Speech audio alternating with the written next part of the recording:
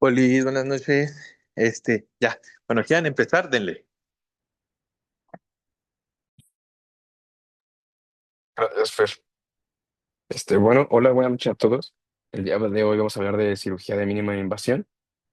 Intenté hacer esta presentación lo más, pues, dinámica y sencilla posible para que un tema en el que a veces tenemos poco contacto fuera lo más entendible que se pudiera. Y bueno, el contenido de esta presentación son algunas clasificaciones, unos conceptos clave que me gustaría que se nos quedaran muy presentes. Hablaremos un poco de la cirugía tradicional y comparativo, propiamente de los dispositivos de mínima invasión y finalmente las conclusiones. En esta diapositiva, básicamente tenemos una de las clasificaciones. Si la queremos ver de alguna forma, es una clasificación funcional. Del lado izquierdo de la pantalla está todo lo que es mínima invasión y del lado derecho lo que es cirugía tradicional. En cuanto a mínima invasión, hay dos subclasificaciones, que es si forma o no ampolla, y en función a eso el comportamiento de estas dispositivos o dónde se clasificarían.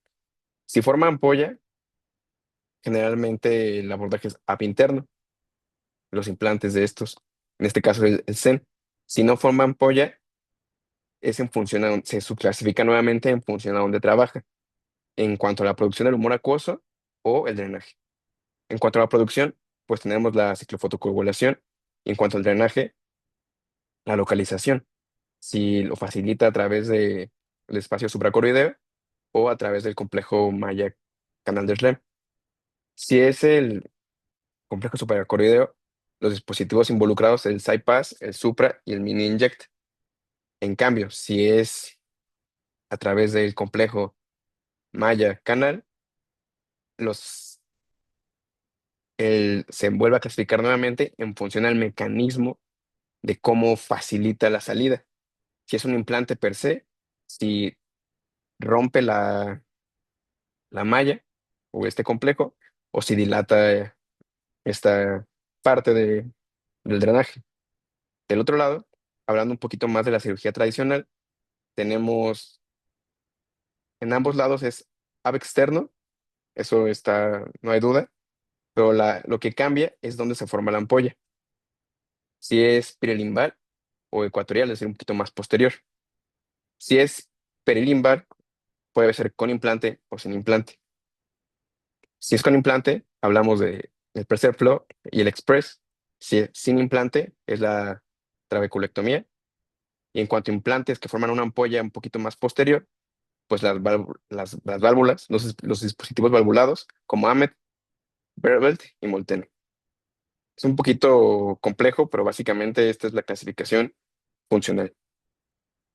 En la siguiente diapositiva tenemos una clasificación más clara anatómica, que creo es muchísimo más sencilla en función a dónde se van a localizar los dispositivos de mínima invasión. Si es subconjuntival, si es supracoroideo y si es en el complejo Mayer canal de Schlemm.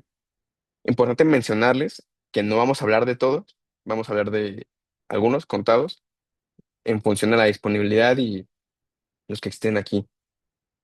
En la siguiente diapositiva tenemos un poco de información de por qué los MICs son tan relevantes ahorita. Dos, dos tercios de los pacientes tienen una administración inadecuada de colirios. Es un número muy alto, y esto hablando de datos de Estados Unidos, donde se supone que la población está un poco mejor educada, a comparación de nuestro país, que pues la mayoría de la población se encuentra en cuanto a nivel educacional, pues bajo.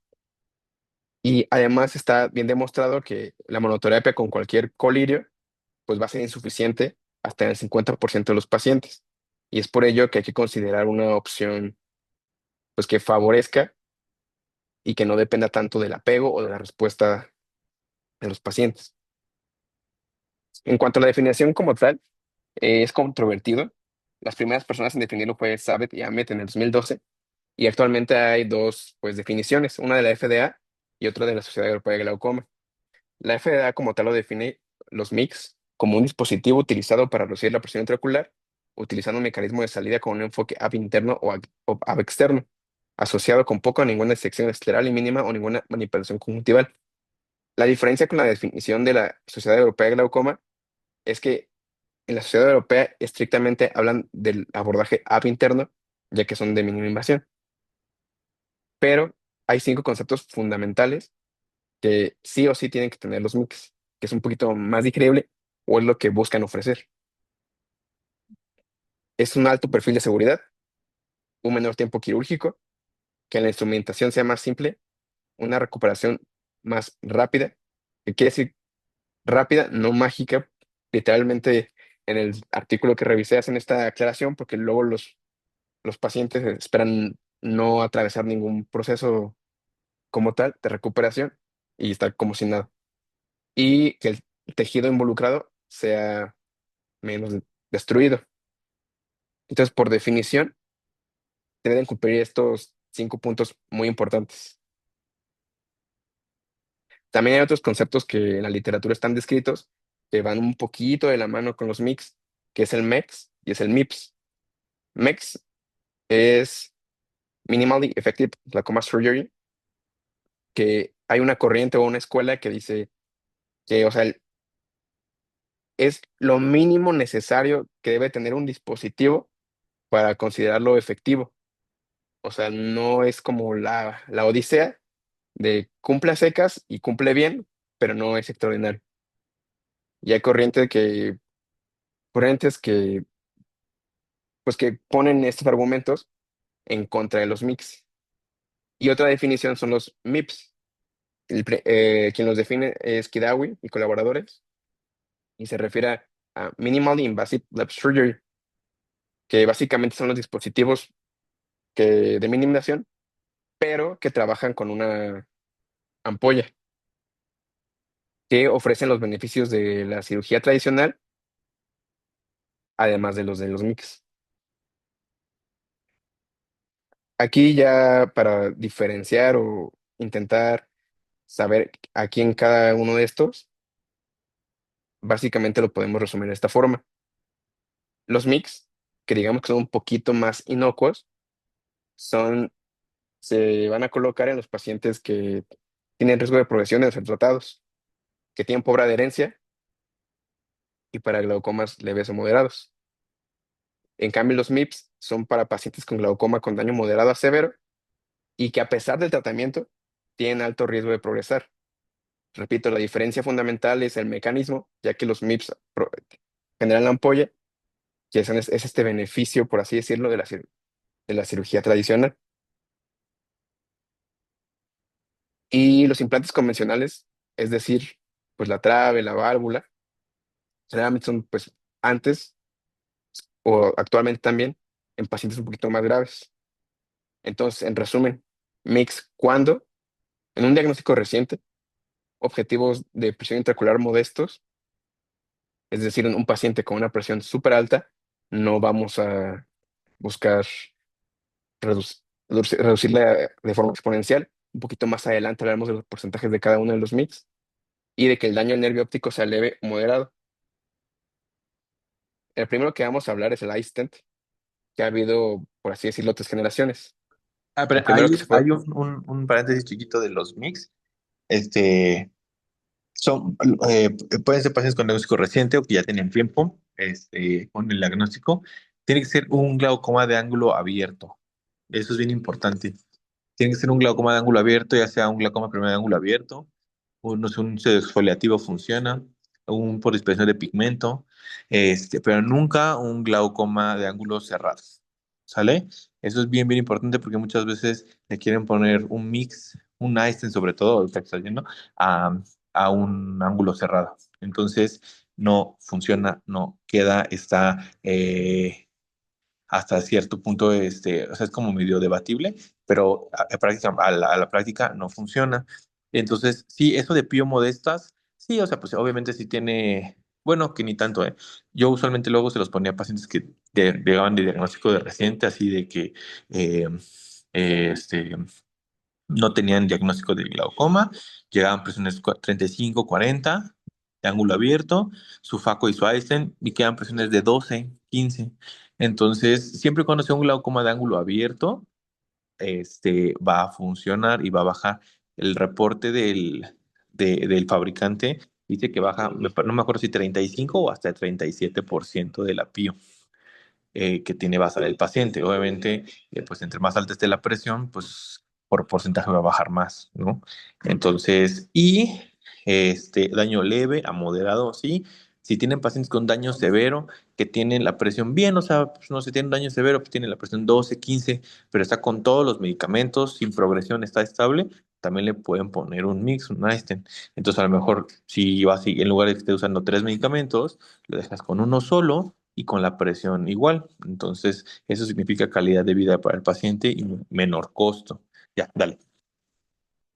Y si es un cierre nada más como posicional, no se podría como... Sí, no, te lo juro que no. Yo ya lo intenté muchas veces en los aposicionales y siempre como que la configuración del iris siempre suben y termina haciendo sinequias periféricas, tienes que estar dándole ya al Einstein, entonces solo que sea un caso muy, muy contado y yo creo que a lo mejor me esperaría, o sea, como que le haría Paco y vería cómo va y después le haría el Einstein en un segundo tiempo. Pero así de primera instancia no está buena idea. Y le digo que lo hice muchísimas veces y no. Gracias, Fer. Sí, de nada. Eso es más práctica, porque sí, les digo que hay artículos así que dicen que hay gente que estaba ángulos cerrados, quitaban cristalino, faco, hacían como cinequiolisis periférica, les ponen el Einstein y todo. Suena bien padre y suena como que puede funcionar, pero a la práctica no funciona. Ya, dale. Gracias. En cuanto al iStent, ha habido tres generaciones. La primera fue aprobada en 2012, que es la que podemos ver en la parte superior que tiene forma de pipa. Posteriormente incursionó al iStent Inject en 2018 y finalmente al iStent Inject W, que la diferencia más importante es la base de dispositivo. Es importante mencionar que de este dispositivo, de todos los que vamos a hablar, es el más pequeño de todos. Está hecho de titanio y recubierto de parina y viene con un inyector. También una diferencia importante es de que ahora el inyector viene con dos iStents, a diferencia de los primeros que nada más venían con uno. Entonces nos permite en una misma intervención colocar pues dos dispositivos. En esta siguiente diapositiva podemos ver la comparación entre un iStent Inject y un iStent Inject W, donde pues la morfología como tal es la misma, pero hago hincapié en la parte inferior, en el reborde, es un poquito más amplio.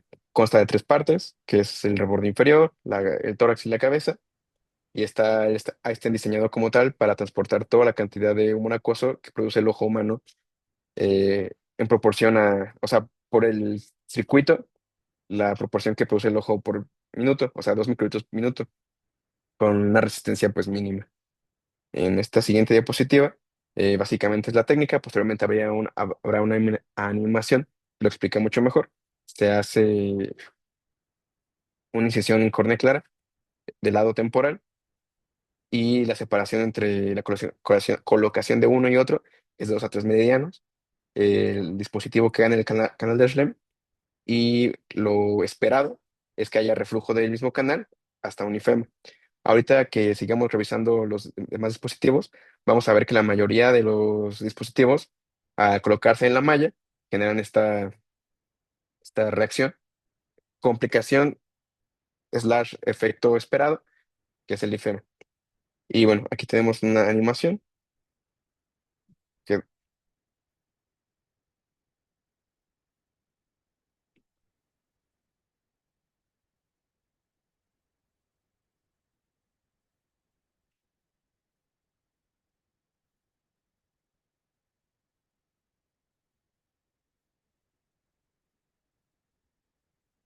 ahí se puede ver la incisión en la córnea, se coloca el coniscopio directo, le repito, viene con un inyector, se coloca un trocar, se inyecta y ahí está el primer iStent y pues se gira valla para colocar el segundo de 2 a 3 meridianos. Se busca el ángulo nasal para, ya que ahí hay una mayor cantidad de productos colectores. Y básicamente ese es su mecanismo de acción. Este, en cuanto al siguiente dispositivo, es el IRUS, aprobado por la FDA en 2018.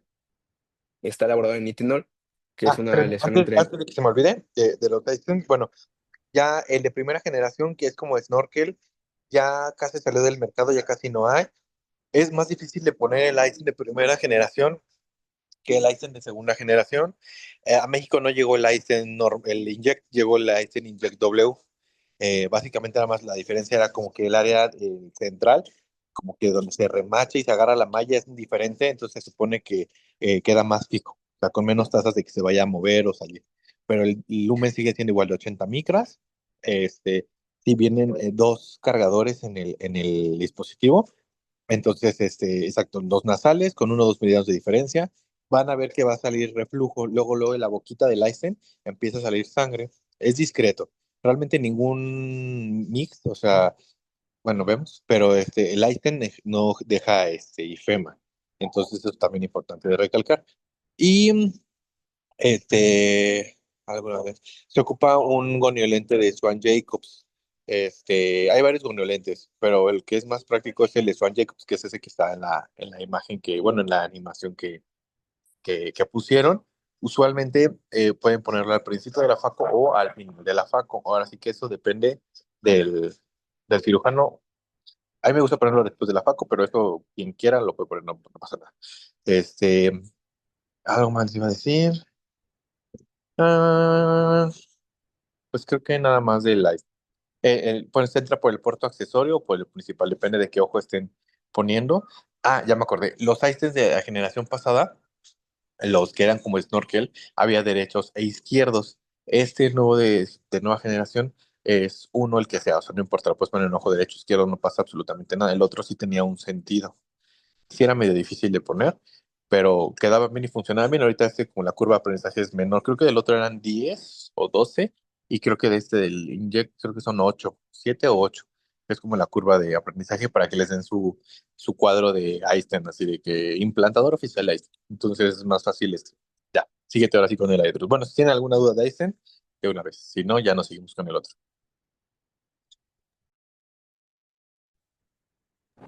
Bueno, continuando, es el IDRUS, aprobado por la FDA en el 2018.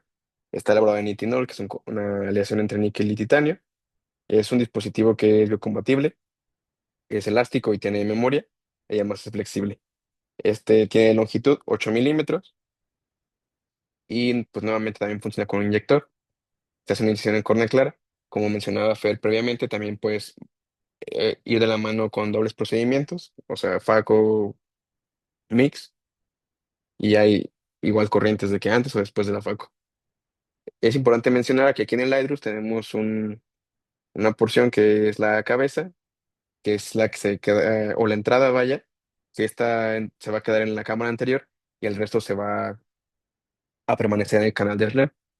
Además de la función pues de facilitar el drenaje, va a dilatar aproximadamente 90 grados el canal, que a 4 a 5 veces su tamaño normal, y además así va a facilitar el drenaje del humor acuoso.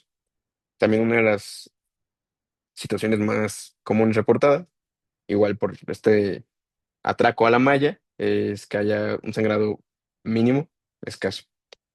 Y en la siguiente diapositiva tenemos otra vez una animación de cómo se coloca este dispositivo.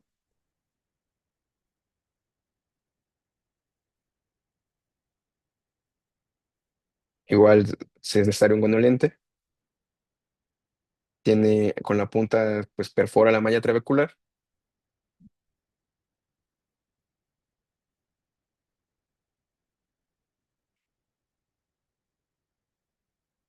y se puede ver cómo pues rompe y poco a poco va a ir avanzando el dispositivo.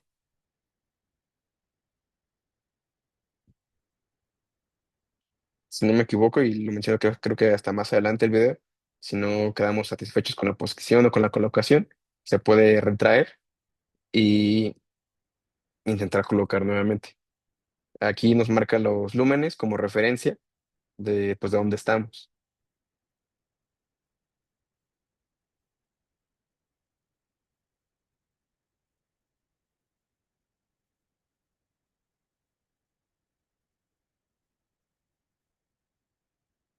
Aquí lo que les comentaba, si hay alguna situación que no nos agrade, podemos pescarlo, retraerlo y colocarlo nuevamente.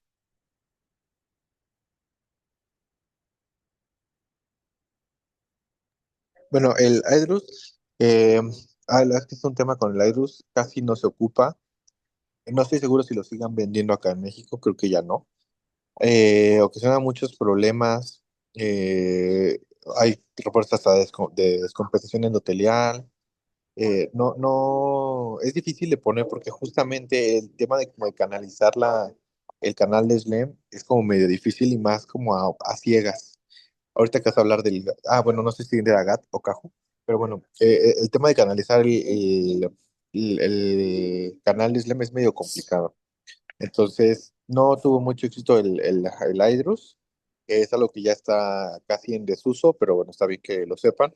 Y es muy notorio. Si alguien tiene un Aedrus, se ve muy cañón en la laparoscopía, se ve muy, muy cañón el Aedrus. Entonces, pero sí, ya ese ya casi va de salida.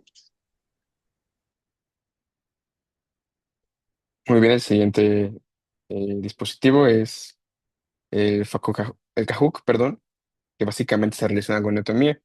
Quien definió la goniotomía por primera vez fue Barkan en 1936, que como tal es una incisión de un cuarto a un tercio de la malla trabecular a través de una incisión corneal periférica temporal bajo gonioscopía.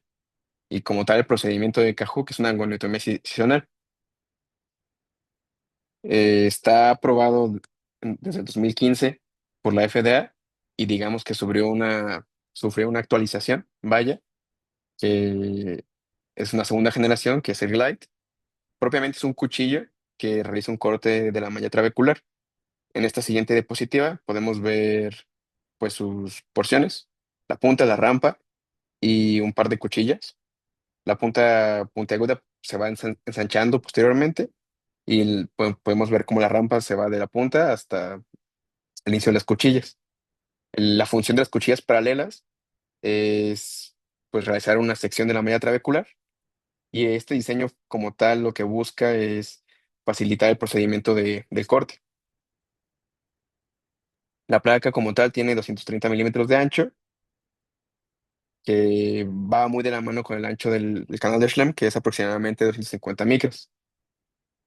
Aquí podemos ver los hooks que existen, primera generación, y el Glide, que es la segunda. La imagen central lo que quiere denotar es este cambio morfológico que sufrió, repito, con el fin de pues, que sea más sencillo este corte.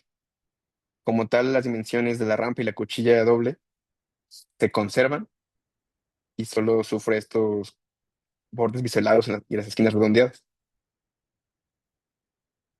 Que quizá aquí más de uno estemos un poquito más familiarizados, o quizá el que más estemos familiarizados por el limo o la luz, que es el donde realiza este procedimiento. Eh, en el limo es mucho la escuela de doble procedimiento de Fako Kahuk. Generalmente lo hacen después. Igual la literatura describe que puede ser antes, pero pues al ser después, igual es cristalino, el ángulo se abre un poco más todavía y se realiza el procedimiento. El procedimiento como tal es iniciación en córnea clara, buscar la malla trabecular nasal, como en todos, y hay varios abordajes, lo que es mark and meet, outside in e inside out, que es básicamente en qué dirección estamos cortando. Que si no me equivoco, la animación que les comparto a continuación, igual describe estos tres abordajes. Igual como estamos seccionando la malla trabecular, puede haber un sangrado transitorio y también están descritos picos de presión intraocular. Y un segundo, aquí tenemos la animación del Faco Cajuc.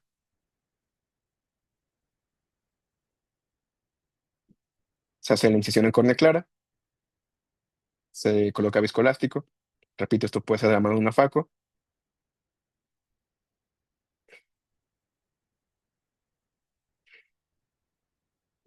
se coloca el gonoprisma para visualizar el ángulo y la punta pues penetra la malla trabecular, se levanta, se retira y se realiza el barrido con las ram, pues sí, cuchillas paralelas. Aquí están los abordajes, que repito, es en función a en qué dirección estamos cortando. Outside in, de afuera hacia adentro.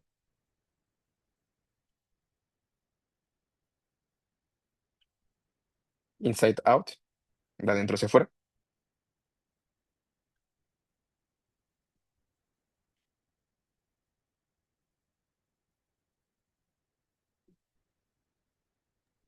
¿Y eso tiene Y algo mark and meet. de pronóstico?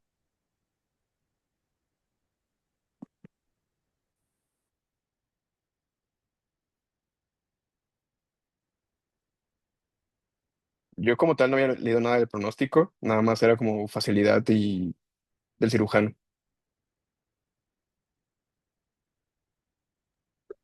Miren, realmente no sé, yo sé que lo programamos luego es como Faco Cajuc, debe llamarse facogoniotomía. El Cajuc, pues es el cuchillete. La ventaja del Cajuc es que pues el cuchillete lo puedes ocupar un buen de veces, o sea, 14, 15, 20 veces realmente pues no le pasa nada mientras no lo golpees. En teoría es desechable, pero bueno, estamos en México y la pobreza está bien cañón y aprieta, entonces lo puedes ocupar varias veces. El problema con el Cajuc es que más o menos al año, año y medio, se empieza a subir de nuevo la presión. Y es porque una goniotomía es algo muy invasivo. Yo estoy haciendo que ni se debe llamar mix, la goniotomía, porque estás alterando muy cañón la, la anatomía del ángulo y muy frecuentemente generan sinequias anteriores periféricas o sinequias en el ángulo. Entonces, por esto se empieza a subir la presión y hay muchísimos estudios de eso, de que sí, los primeros meses la presión baja y el problema del Cajuc es que puedes tener al principio picos de hipertensión y luego hipotensión cañona, o sea, sí te puede causar hipotensión fea el Cajuc y sí puede ocasionar ifemas feos de que terminen en el lavado de cámara anterior. Esto pues de la técnica de INSA era ahora, esto es pues, la técnica del cirujano, yo la verdad es que nada más me voy como lo más alejado hacia arriba y bajo y en un solo movimiento como que lo acabo, lo quito para no estar como volteando la cuchilla y todo, pero eso es como muy a preferencia del cirujano. No, obvio no es toda la malla, es un cachito nada más, porque en teoría lo que se supone de los mix es que conservas la malla y acuérdense que la malla tiene también como una función como de bomba. Entonces, si tú la arrancas, pues quitas esa función también de bomba, aunque quites nada más un tercio o un cuarto, lo que sea, de todas maneras alteras la anatomía de esa malla.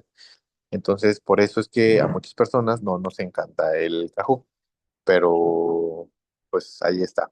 Y no sé si vas a hablar de él, pero hay una cosa más bizarra y todavía más horrible, que es ¿cómo? ¿Cómo le dicen? Que es lo mismo que es una goniotomía, pero si de por sí el cuchillete del cajú, que es así como, bueno, está diseñado, lo hacen con una aguja.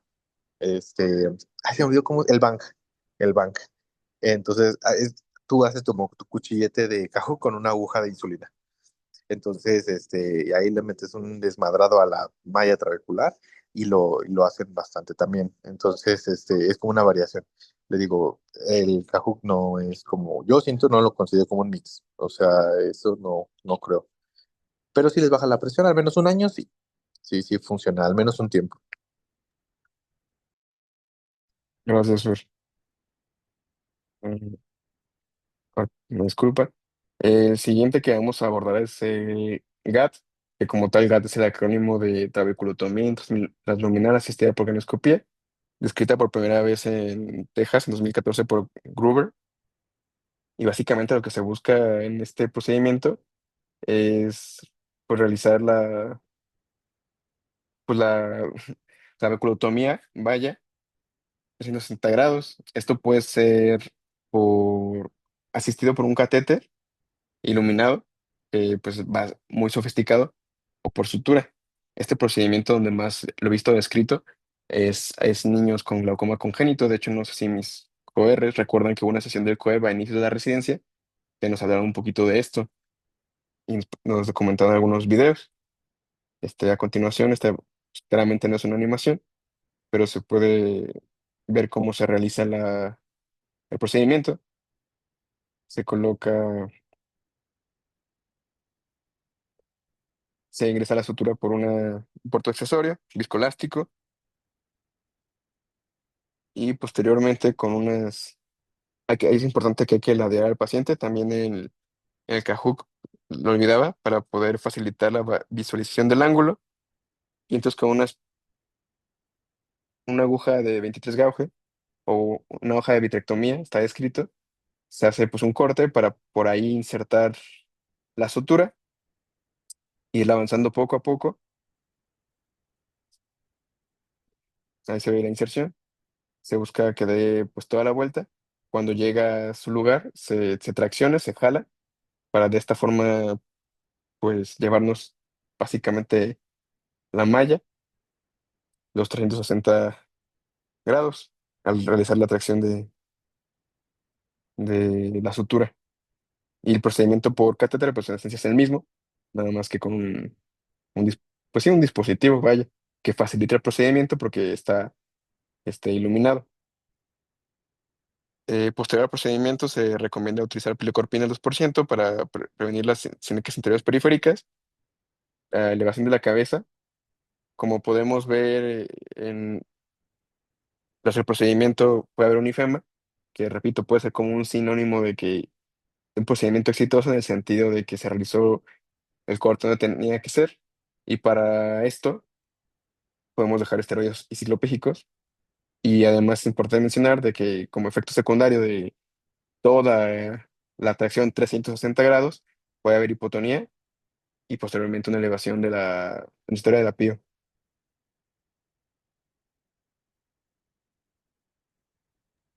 Del GAT. Sí, yo creo que de los mix es el más difícil de hacer. Tiene como muchas perlas para poderlo hacer, no es tan fácil. Y justamente está como reservado para los glaucomas congénitos o incluso algunos glaucomas juveniles. Porque como dirían los maestros viejitos, lo que tienes que hacer es quitar la famosísima membrana de Barkan, ¿no? Entonces, es complicado. Pocas veces me ha salido que logro darle 360. O sea, porque en algún momento se atora y luego cuesta un poco de trabajo y las para atrás para adelante ya no pasa, entonces ya terminas arrancando al menos 180 o 200 y tantos grados y pues ya con eso les va bastante bien. Y realmente eso sí, o sea, esos pacientes bien seleccionados sí se curan, o sea, de verdad se curan con eso. Entonces, bien hecho, funciona muy bien. Antes había creo que todavía hay, pero aquí en México no, es como una sondita que brilla la punta. Entonces, tú puedes ir viendo con tu goniolente a dónde va la punta pues de tu guía y ya que ves hasta el otro lado, pues ya la puedes arrancar. Y si justo se hace una pequeña incisión con un MBR o pues aunque sea con una aguja para entrar y ya luego arrancar. También al Cajuc hay que dejarle pilocarpina para intentar que nos hagan las sinequias. Pero sobre todo es importante que le dejen su pilocarpina. Mm, sobre la posición. La posición del paciente durante la cirugía en cualquier procedimiento angular va a depender de su goniolente. Si es un goniolente como el directo, como el Swan Jacob, sí tienen que ladear al paciente y ladear su microscopio. Angularlo. Y si hay otro goniolente, no me acuerdo cómo se llama, que es directo, entonces ese también es directo, pero no tienen que ladear al paciente. Entonces va a depender de su goniolente para que no se queden también con la idea de que todos a fuerzas, no. Va a haber algunos condimentos que sí permitan que dejen a su paciente totalmente recto y sin mover el microscopio, para que no se queden con esa idea también. Dale, la siguiente. Gracias. El siguiente es la esclerotomía profunda de alta frecuencia, que es HFDS, sus siglas. Se realiza con una sonda diatérmica reutilizable. Está escrito que hasta 1000 veces se puede utilizar, que es la que podemos ver en la imagen, que se llama, en cuanto a la marca propiamente, es Avitip. Tiene un triple mecanismo de acción este procedimiento, que el primer punto es que realiza modificaciones pues todavía no muy claras en el comportamiento del cuerpo ciliar. además de la comunicación como tal de la malla trabecular y el canal de Schlemm hasta la esclera, y se realiza y estas punciones que se realizan con la punta condicionan un adelgazamiento escleral en la base de las punciones. Se realizan incisiones de 1 a 2 milímetros, dos incisiones, una en cuadrante temporal y otra en cuadrante nasal, y se va a utilizar una sonda de 19 Gauss, que la punta de esta es de 0.3 por 1 milímetro. La punta como tal alcanza las temperaturas de 130 grados, y se supone que por el material, el mecanismo de energía, o sea, el calor como propiamente no se propaga, es muy puntual en la punta de la sonda. Se realizan 6 pockets, bolsas, en la esfera nasal con las dimensiones que están aquí descritas de 1 por 0.3 por 0.6, que básicamente es las dimensiones de la punta, y la diferencia del 0.6 es la profundidad, para ganar como tal 3.6 milímetros cuadrados de drenaje. Eh, Aquí lo que me gustaría comentar es de que hay pocos estudios que comparan mix unos entre otros, pero en el artículo que revisé hablaba de la seguridad del endotelio en cada uno de los procedimientos, donde comentaban que el iDRUS era, entre comillas, un poquito más seguro, después el iStent y hasta el final el FDS. ¿Qué desventaja tiene este procedimiento? Que supuestamente te deja la PIO en pues, un término medio, es decir, como 15, 16, que para ciertos pacientes, pues no son ideales esos valores. Y además, en los pacientes vitrectomizados previamente, pues la fibrosis conjuntival que puede dejar pues, los trocares y complicar este procedimiento. A continuación, pues podemos ver una animación nuevamente de cómo se realiza.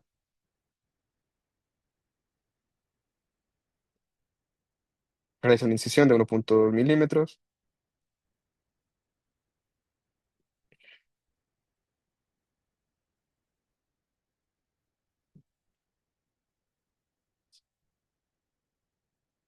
y aquí está propiamente entrando la sonda.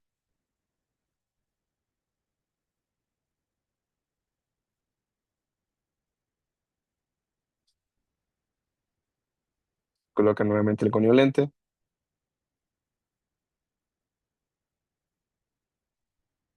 y aquí la punta de AVI realiza las perforaciones. Hay un pedal para poder realizarlas, para poder llevarse a cabo.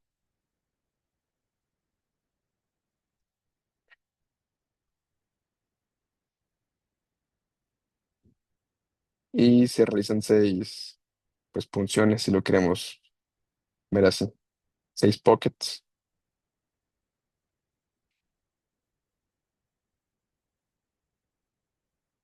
Esto al final pues, facilita el drenaje del humor acuoso.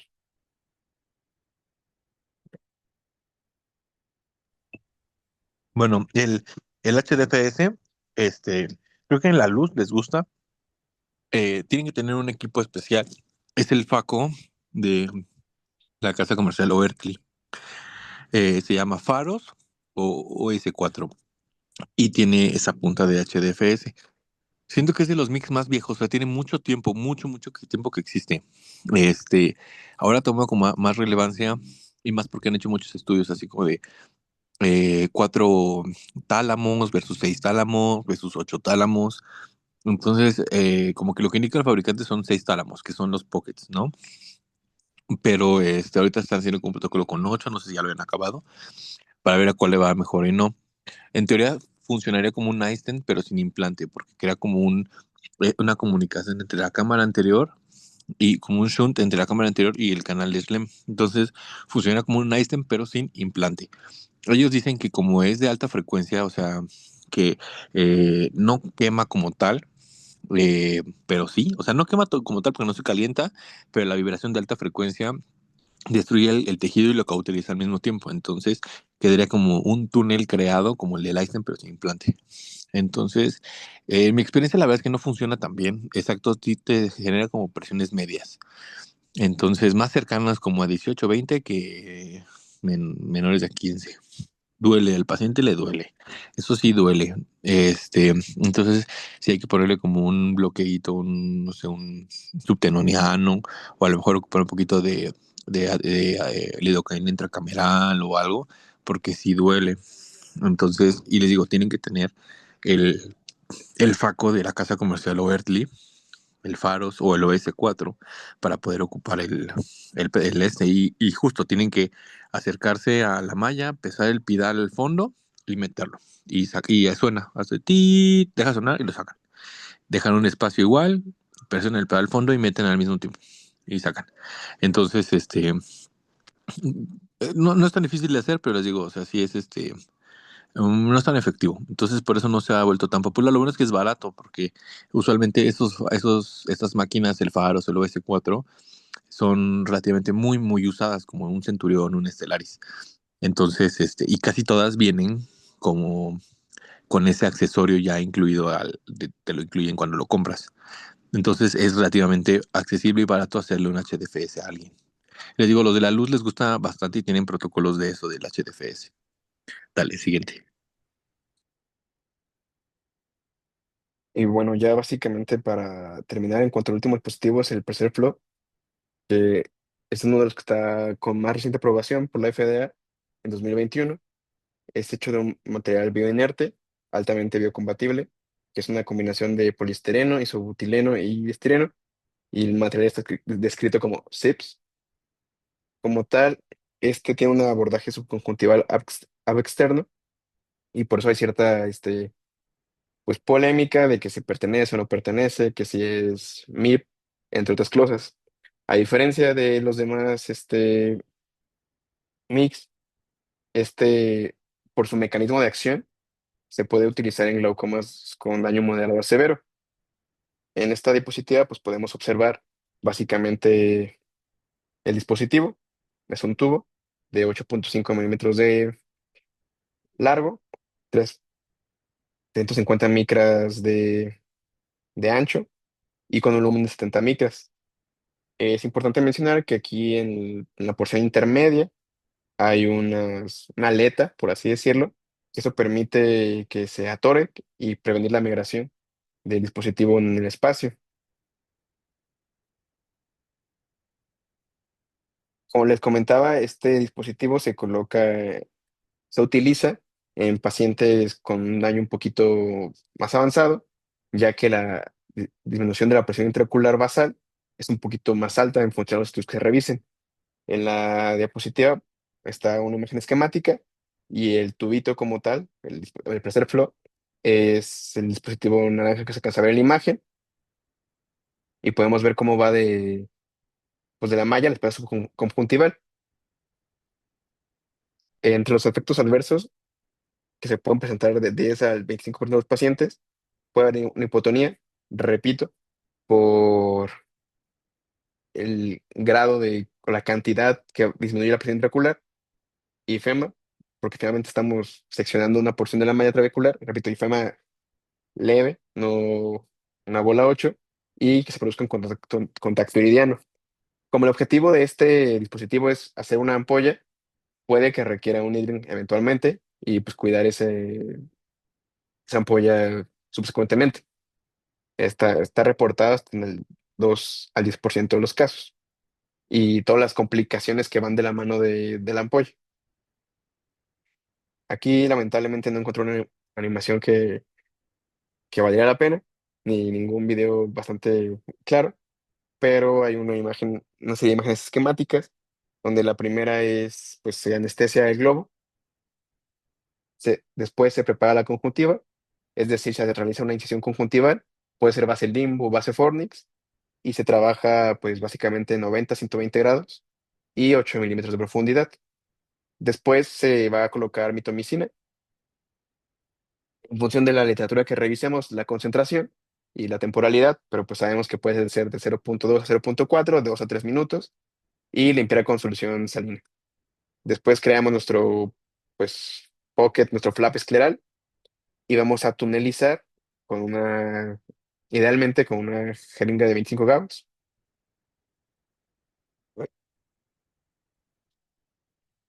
Aquí podemos ver cómo se está tonalizando. Después, con esta pues, guía que hizo la jeringa, se va a insertar el dispositivo, el Preser Flow, y pues hay que confirmar que fluya el líquido, vaya.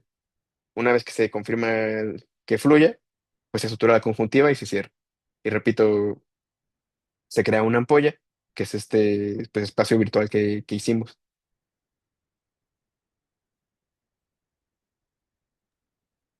El pressure flow es como, es más bien es un MIPS, porque depende de ampolla, filtrante. Ahí es como una trabeculectomía, pero para la gente que le da miedo las hipotensiones, o sea, las atalamias. Entonces, en teoría, por el lumen que tiene el tubo, no se te puede ir a atalamia, es demasiado chiquito. Entonces, eh, tienen que elegir bien el paciente. Son pacientes con glaucomas avanzados, con presiones que tienden a ser altas. Si ustedes le ponen un Perseflow a un paciente con presiones 12, 10, obvio se les va a ir a la hipotensión y atalamia. Entonces, son pacientes que tienen relativamente la presión alta, como indicaciones de Traves, glaucomas así moderados a severos. Eh, Ojo aquí con porque ocupan un cuchillete especial que se llama de 1 milímetro, como un 15 grados, pero se llama especial, se llama de 1 milímetro. Y ese cuchillete primero tienen que introducirlo para que en ese espacio que se queda el cuchillete se atore las patitas del pressure flow para que no se haga hacia atrás y hacia adelante. Y ya con la aguja, entonces ahora sí ya tunelizan la cámara anterior. Tienen las mismas complicaciones de los tubos de la válvula de Ahmed. Entonces, si dejan el tubo muy corneal, esa córnea se va a ir a la bulosa si no lo ponen bien. Entonces, ¿qué es lo que estaba pasando mucho con el pressure flow? Lo ponen mal, lo ponen viendo hacia el endotelio y pues hoy va a terminar en bulosas. Seguramente eso es lo que va a hacer que el pressure flow no sea como eh, tan amado. Y como muchas veces lo están poniendo médicos que no son de glaucoma, luego quedan esos tubos muy mal. Entonces eso yo creo que es lo que va a hacer que falle el pressure flow. Pero funciona bien. Lo que sí es que sí o sí, a fuerzas tiene que ir con mitomicina. Antes hacíamos, cuando cortamos las válvulas de AMET, ya ven, cortan el tubo para que quede más corto dentro de la cámara y todo, guardábamos esos tubos y hacíamos más o menos como un pressure flow, hagan de cuenta, pero le ponemos una sutura alrededor del tubo y lo amarramos para disminuir el calibre del túnel y le ponemos mitomicina, lo dejamos así subconjuntival, lo dejábamos ahí y ya a las 2 o 3 semanas con el argón cortábamos la sutura de la seda que le poníamos y empezaba a filtrar, pero con el tubo de la válvula de Ahmed. Entonces no se nos iba a atalamia y funciona básicamente como un pressure flow, pero como hecho rústicamente. Yo creo que ahí se voló esa idea y hizo el pressure flow que ya te evitas varias cosas, pero básicamente es el mismo principio, nada más que tienen que elegir bien al paciente. Este es el chiste de los mix, tienen que elegir bien a su paciente, si no van a fallar.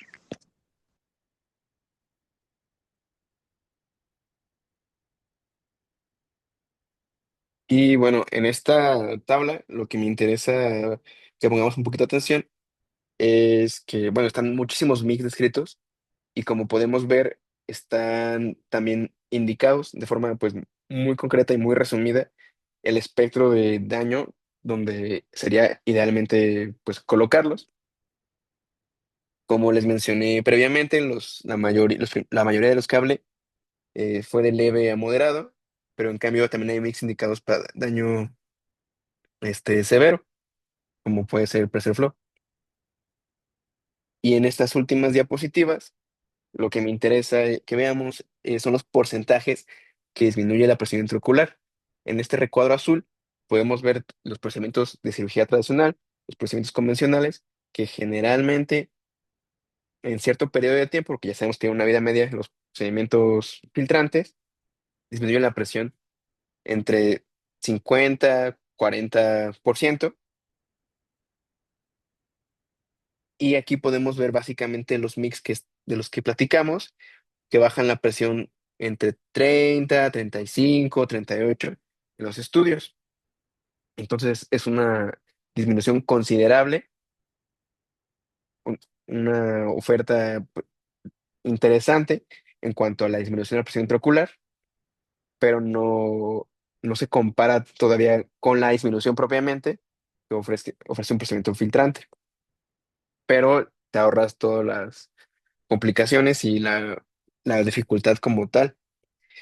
Y como les mencionaba, el pressure flow, que es el que está indicado en moderado severo, a diferencia de los previos, tiene el mayor tasa de disminución de la presión intraocular. Recordar pues, que todo el procedimiento pues, tiene generalmente una vida media y que hay que seleccionar bien al paciente para que sea un caso exitoso. Ya básicamente, pues, para terminar, pues, en cuanto al tratamiento del glaucoma, pues sabemos que cuando ofrecemos SLT o alguna otra cosa, es pues para disminuir medicamentos, para disminuir costos, y ese objetivo también busca cumplir los MICs. No solamente es la presión como tal, falta mucha información, sobre todo a largo plazo. La mayoría de los estudios pues, son relativamente recientes, sobre todo los MICs más nuevos. Entonces no se sabe a ciencia cierta cuáles son las complicaciones a pues, 20, 30 años. O también pues, la vida media de los dispositivos aún no es tan duradera. Como fue mencionado en algún punto, este es una opción terapéutica para varios tipos de glaucoma, no solamente glaucoma primero de ángulo abierto, también puede ser un pigmentario, también puede ser un circulativo, pero con el ángulo abierto. Y es una opción terapéutica, como vimos en las últimas tablas, para varios grados de glaucoma. Y pues agradecerle mucho al doctor Fer por complementar esto con toda la expertise de los dispositivos, ya que pues él es el que está muchísimo más empapado en ese sentido. Yo quiero preguntar algo bien rápido. ¿Hay algún instituto que tenga dispositivos, doctor Fer? Claro, el Daisies Memorial tiene todos los dispositivos. Este, la Margarita, no. Miren, en el militar teníamos, pues sí, todos. Este, el Einstein, el Process Flow, el Einstein de primera generación, el de segunda, este, bueno, ya lo descontinuaron, pero también llegué a poner como uno de esos Express. El Express era como una trabeculectomía, nada más que se saltaban como unos pasitos, pero era una trabeculectomía así tal cual. ¿Qué otro? Eh, el HDF sí teníamos. El GAT sí lo hacía. Bueno, yo empecé a hacerlo porque eh, había unos con glaucoma, como que nos empezó a llegar como una racha de niños con glaucoma, entonces empecé como a hacer los GAT y sí funcionan también. Este, no, a otro les iba a decir que, hay otro dispositivo que yo creo que no tarda en salir y de hecho lo estábamos haciendo más manual, pero no tarda en salir. Es la Visco, es viscodisección, viscodilatación. Entonces, haga en cuenta que es como el tipo GAT. De hecho, yo quería inventar algo de eso, pero ya no, ya nunca pude. Pero yo quería mezclar dos mix. Era primero dilatar el canal de Schlemm con viscoelástico. Entonces, lo canalizaban con una cánula de 31, 32, canalizar el canal de Schlemm, dilatarlo con viscoelástico y segundo paso, implantar un Nissen. Entonces, porque muchas veces, y no nos consta, que tú le pones un mix así, y si el canal de Slam está colapsado, apachurrado o así, pues no va a funcionar tu mix, ¿no? Que es como el objetivo del Hydrus, que a lo que quería dilatar el canal de Slam. Entonces, este, es bien interesante lo de los mix. Definitivamente es como, siento que sí es el futuro en el glaucoma. Todos deben de tener su Einstein implantado. De los estudios de seguimiento, por ejemplo, el Perseflow hay estudios creo que de 5 o 7 años y apenas que lo sacaron ya como el mercado más oficialmente, pero ya hay estudios de 5 años. Y el Einstein de primera generación tiene estudios de 7 años y sigue funcionando igual. Nosotros tenemos uno de un año del Einstein del Inject W y que pronto va a salir publicado, by the way, les voy a pasar el artículo, y tiene una tasa creo que de reducción de la presión de la reducción de medicamentos del 90-93% a un año. Son pacientes que están con máximo un hipotensor y con su lubricante. Entonces les va muy bien. Miren, ya con un año que no usen medicamentos, el dineral en gotas que se ahorran. Y eso es nada más es un año. Muy seguramente si lo siguiéramos, pues tal vez a lo largo del tiempo sí bajaría como la tasa, ¿no? A lo mejor de a un 80, algo así, aún así sigue siendo buen, buen número. Y lo más importante, como está todo el tiempo funcionando, en teoría no den en esos picos diurnos de presión. Entonces tienen una menor probabilidad de progresión. Ahí en el militar, la verdad es que hasta los estaba yo encamando a los pacientes y ponía a los residentes a hacerles curvas horarias. Y no tienen picos nocturnos los pacientes. Y eso es algo que los medicamentos nunca jamás van a poder lograr, evitar los picos nocturnos.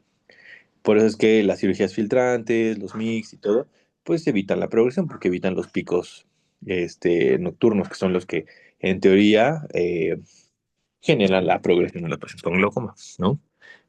Es un mundo de los MIGS y es como digo, es como que el futuro y aprendan, no sé si van a hacer glaucoma, sí vale la pena que aprendan a hacer mix, aunque sea el problema con los implantes, por ejemplo, con el Pressure Flow, con el iStent y así, es el precio. O sea, un iStent, el no, el nuevo ya está más barato, pero cuesta, depende del tipo de cambio, pero está como 16, 17,000 pesos el inyector con dos iStents. Antes costaba creo que 18, 19, uno solo, el de primera generación. Entonces ahorita ya está casi a mitad de precio, pero aún así sigue siendo caro. Entonces no es tan accesible, pero la verdad es que si ya le explican al paciente, ellos si lo pagan. En el ISSSTE yo se los pongo, o sea, muchos pacientes eh, es que tengo glaucoma, que no sé qué, tengo ahí un cartel de Einstein, ¿qué es eso? Yo, pues un implante, así, así, así, les platico, y, sí, me lo quiero poner. Pues ya, y se los implanto, ellos pagan su Einstein directo a Glaucos, Glaucos me lleva el implante, les hago su faco, o si nada más es puro Einstein, pues les implanto su Einstein y ya. Y súper bien, la verdad es que con los Einstein no he tenido, las complicaciones. Con el Einstein realmente no hay muchas complicaciones, lo que puede llegar a pasar es que nunca le atinen a la malla trabecular y hagan de cuenta que el inyector es como una remachadora, más o menos. Entonces, pero no tiene mucha fuerza. Entonces, si ustedes no lo ponen justamente en el tercio superior de la malla y oprimen el botón y quedan, por ejemplo, en el espolón escleral, lo que va a pasar es que el Einstein va a quedar volando en la cámara anterior. No va a penetrar el espolón escleral, obviamente, y va a quedar ahí volando. Entonces, mucha gente entra en pánico porque obviamente queda el Einstein volando ahí en la cámara anterior. Y pues lo que hay que hacer ahí es irse a poner el otro Einstein, después recuperar ese primero, enhebrarlo, ya sea si quieren en la cámara anterior o sacarlo y enhebrarlo afuera, acomodarlo otra vez en su inyector y volverlo a aplicar. Entonces, mucha gente como que colapsa. También el objetivo de que tengan dos Einsteins es justamente eso, así como, bueno, no quedó en los dos, pero pues quedó uno y en teoría debería funcionar igual que con los dos. Pero con los dos, pues como que amarra, pues. Entonces, eso es uno. Eso es como que lo que más frecuentemente pasa. Una vez puse los dos, quedó bien, y de esas veces que eh, creo que no lo revisé, porque usualmente los pongo y pongo viscoelástico y ver que están bien. Está bien, me metí a lavar el viscoelástico con la guía del Faco, y de momento nada más vi como la gente se desinsertó donde estaba y se fue hacia atrás, del iris, ¿no? Y yo, bueno, ahí va otro, bye. Entonces ha sido como la mayor desgracia. Pero de ahí en fuera, nada. En el Cajuc, uy, no, una de desinserciones de la raíz del iris, horribles. Entonces, ese sí es más peligroso, hay que tenerle más cuidado, porque si le dan con fe y no se dan cuenta y no están en el trabéculo y están en otra parte, ese es un problema. Entonces, hay que tener cuidado. Hay otras dos marcas de cuchilletes que no son Cajuc, se llaman Travex. Hay Travex y Travex Plus. El problema del Cajuc es que cuando ustedes hacen la goniotomía sangra mucho. Entonces, el Travex se supone que es un Cajuc, nada más que ellos venden como que tiene muchísimo más filo. No creo, tiene el mismo filo. Y el otro, el Travex Plus, es igual, un tipo de cuchillete de Cajuc, pero se conecta a la irrigación y aspiración del Faco. Entonces, ustedes pueden estar haciendo su goniotomía y si sangra, pisan el pedal del Faco y va a absorber la sangre y les mantiene la cámara anterior y pueden hacer su goniotomía, ¿no? Es una variante de la goniotomía con Cajuc, para que haya otra marca en lugar del Cajuc Dual Blade, ¿no? Am, y pues del Flow ya le dije las complicaciones. Del GAT también hay complicaciones, así como que de momento se vaya a algún otro lado, jalen y arranquen el iris. También ha pasado. ¿Cuál otro dijeron? El HDFS. Ese, lo que más ha pasado es que le dan muy duro al pedal y terminan haciendo, en lugar del tálamo chiquito, cuadradito, así un arrancadero que parece casi entre goniotomía, HDFS, horrible. Entonces, esa es como la mayor complicación. Vi una complicación fea de un paciente que se movió durante le estaban haciendo el HDFS y pues le dieron el, la alta frecuencia directo en el endotelio. Entonces quedó justo ahí central la marca de la punta. Creo que se recuperó el paciente, pero la verdad es que fea esa córnea. Luego si les mando una imagen.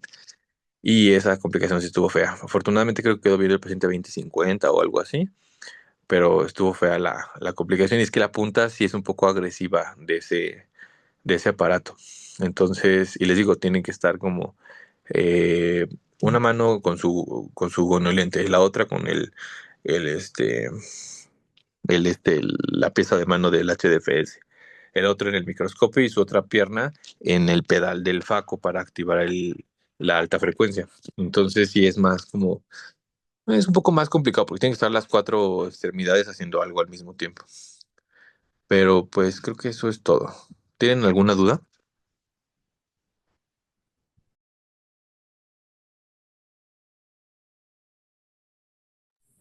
No, parece No, que muchas gracias. creo que no.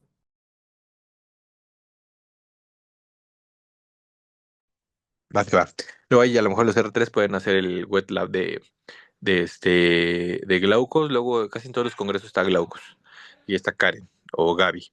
Entonces pueden acercarse y hacer el taller, sobre todo el de segunda generación, ¿no? Para que más o menos vean cómo es hacer una gonioscopía en quirófano, que es muy diferente a la gonioscopía que hacemos en el consultorio. ¿Va que va? Sí, Fer, muchas gracias. Va. Bueno, pues me voy a desaparecer. ¿Me avisan cuál es la siguiente clase? ¿Va? Sí. Vale. Bonita noche. Bye. Gracias, Fer. Bye. Bye, bye, bye.